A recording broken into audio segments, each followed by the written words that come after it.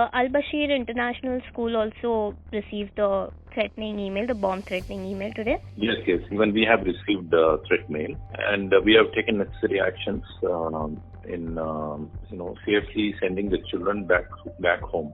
So that has been done as early as possible. Yeah. Also, sir, the email is very specific to a religion. It seems like it's been creating a communal tension as well. Apart from, of course, sending a threat in school, it's also very communal in the whole text of the mail. Be it like, hundreds of mujahideen flooded the war, convert to Islam or die. Very specific to a particular religion. What do you have to say about that, and what could be the intentions for this? In the past, such hoax messages were also circulated, and similar kind of situations arise in the past. And after which the investigation was done, and in some of the cases, those who are non-Muslims have been behind these mails, and their intentions have been to create a sense of hatred for a community.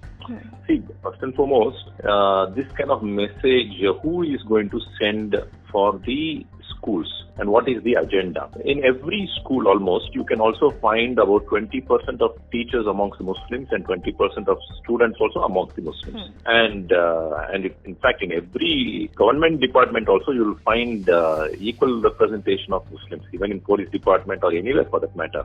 So to say that we are doing it for a religion is senseless, because why would Muslims of Bengaluru want to post such a kind of a message when we are part of the system, we are part of the daily activities and all that? So I feel there's something fishy. There's someone behind the screen who is covered, who doesn't want to even mention his real name, and sending through emails, all of these things, only to create a sense of hatred and to create a sense of confusion in the society.